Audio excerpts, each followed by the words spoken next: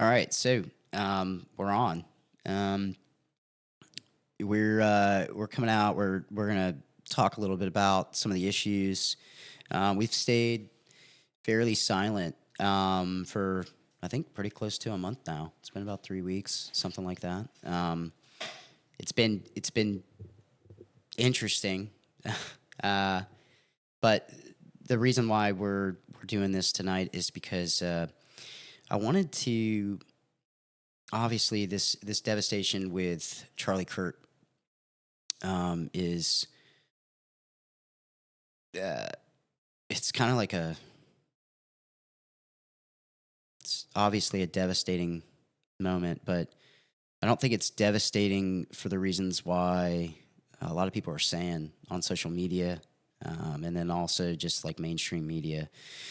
One of the things that is devastating about this, and the core was a lot of people have radio shows, TV shows, all these mainstream things have their own thing.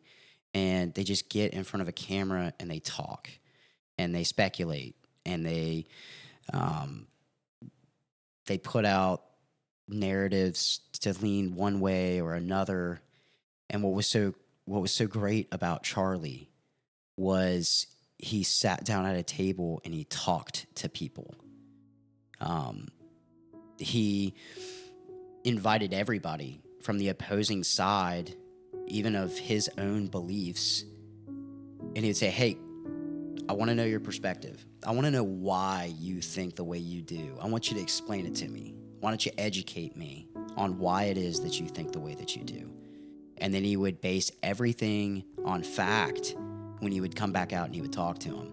And what we're seeing is, this is a turning point. It's kind of interesting. Turning Point USA, right? This is a turning point in our country right now to where, you could be crazy. You could say all kinds of things. You can have your own ideas and you can have your own opinions and you can throw it out there. It's freedom of speech, baby. But what people really hate and what's under attack in our country right now, and even locally, is everybody's ability to speak. It's everybody's voice. That's where people start to really hate someone. That's where hate is started from. And he gave people a voice that nobody would ever hear what a 21, 22-year-old kid has to say from a college campus if he didn't show up with a microphone and say, "Hey, I want to hear what you have to say." He gave, and there's so many people that, claim that they hate something. And here's the thing. The funny thing about hate, this is just based on my own opinion, but you can't hate what you don't love. We hate things because we care. So, that's the reason why it's an interesting thing that he did. I think Crowder was the one that really started the college campus thing with the change my mind. And these things, and there's always a sense of humor. Charlie, dude, that guy, man, he knew how to take a joke.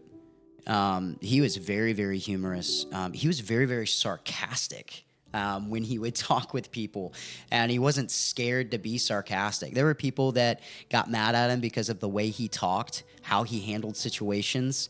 I don't think he handled every situation like necessarily the right way, but still, it was the thing of, he got out there and he did something more than other people do. We have a lot of people in the country right now, and that's another thing. People hate it when you're doing something that they can't do. People hate it when you're doing something that they can't see themselves doing. And that's another one of those things that's in there where, you start dealing with critics that are always coming up with, I can't stand the way this guy acts. I can't stand the way he talks. I can't stand his arrogance.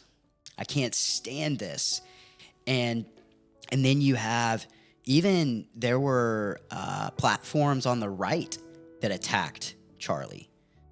They hated him, because, again, he's doing something that they're not willing to do. This is something that, and I'm not, by no means am I trying to put myself on a level with Charlie Kirk at all, but what I can say is that it's people like him that have encouraged things like what we do, where we have somebody on, we talk to them, whether or not, how many people have we had on that don't agree, right? That we sit here, I've disagreed with people sitting right there in that chair, and then even after we disagree, we still get along. We still talk. This idea of silencing someone because they don't think the way that you do. It was something that was not in his mind. His whole thing is if you don't agree with me and you don't see the things the way that I do, I want to know your reasoning behind it, because you might change my mind. There's videos out there right now where he was in front of somebody, he was talking to him, and he was taking a position, and then they made one point out of something they said, and then he goes, okay, I'll give that to you. Yep, you're right. Just like that. This is what it's about. It's not about silencing somebody. It's not about, this whole thing where people, national level, local level, where people lose their mind is when you start giving a microphone to somebody else and you start saying, hey, talk. Give me your perspective. We've seen it here. How many messages we get after we had on Tony Bostic? How many we see this here? You mean to tell me you're going to have on that racist prick? Now you're hated because you let somebody talk. We've seen it that had nothing to do with politics. We had on a freaking band, for Christ's sake. And people contacting us and being like, do you know what these people are, blah, blah, blah. And it's like, why do we want to silence people? Let people talk. If you don't like what they have to say, turn down the volume. Put it on mute. Change the channel. Change your subscription. But the thing about it is that's why he was killed. He was killed because he was talking to people. He was giving a voice to people. That's what, the thing is never the thing. People get the thing wrong a lot.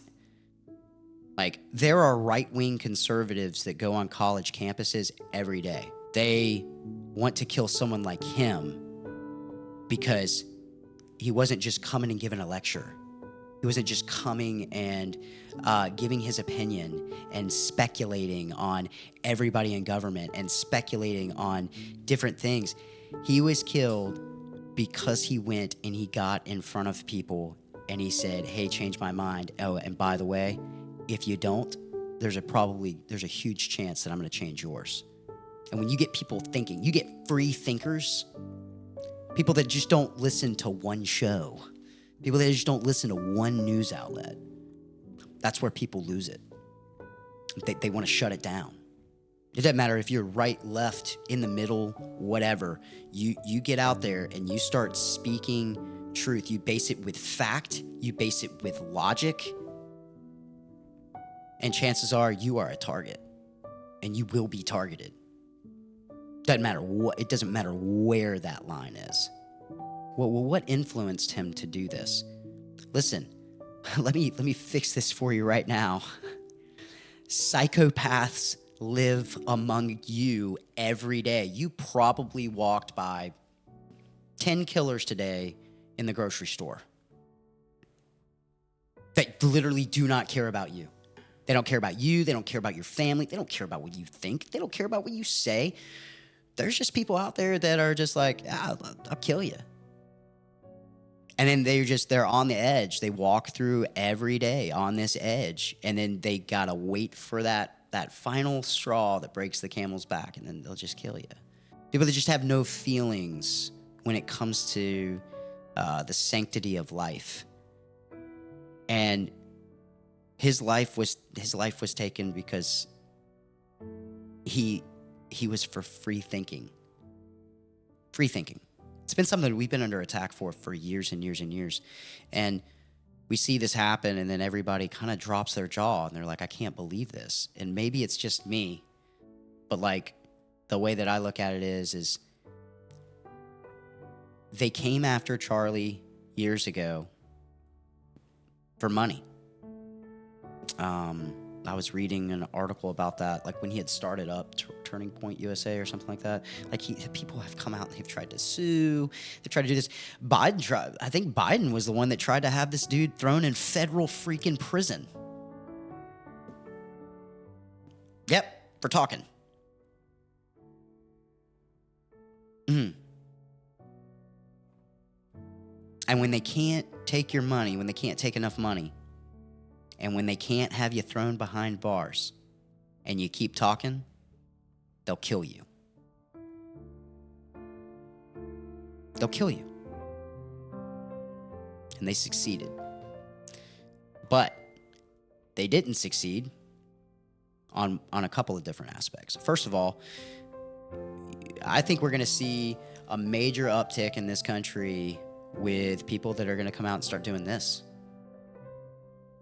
You know, you're going to see, I think that this is not the time to stay silent and like be in fear. I've seen this too. Like even there's been a couple of local shows here. There's been like, you know, be careful now. Like make sure, no, screw that. I'm not gonna suppress my freedom of speech because there's cowards out there that want to hurt you. You know, it's one of those things where it's like, you know, people say, how do we move forward? It's very simple.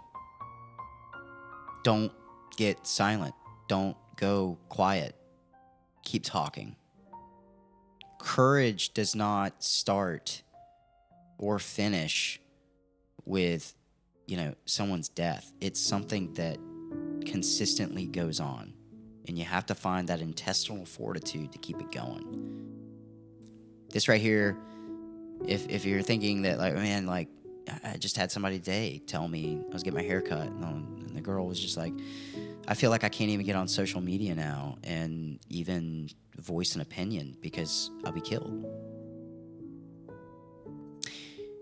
So that's going to wrap it up with that. And so we're going to go into this next segment, and I will tell you, we have a local guy, and y'all know about this rivalry, that he wanted to make Charlie Kirk's death all about his high school drama with me. So we're going to help him out. Let's make it about him. But I would suggest that, you know, I gave my message on how I feel about the Kirk family. Charlie Kirk, great guy. Definitely somebody to look up to. But this next segment, if you're looking for anything more than that, you're not going to find it, and it's going to get kind of stupid. So, what does bother me is when you put a photo of my home that I live, where my kids live, where they lay their head down at night and they go to sleep along with my spouse, my wife. So why do we dox people? Well, we already saw earlier from the little clip that we played from Asmongold. The reason why you dox people is because you want harm to come to somebody. You want people to be able to know where you can go and you can attack somebody in their sleep. Kill them. So when you look at something like this, so he's talking back and forth with this individual, which I will get to in a second, and he says, hey man, what Ron is doing right now is a good example of why I made a fake account. Who else talks about fake accounts? I really don't talk about fake accounts that much. I think I brought it up a couple times tonight, not something that I've normally brought up in the past. Bernie Thompson brings up fake accounts all the time. He accused me of having a fake account, got me fired from my job for saying that I was on his profile putting racial comments, which has been proven to be wrong by the Bay County Sheriff's Department. They planted that comment on my page. And then they used that comment to try to tell everybody and incite violence against me that I'm a racist when they posted it.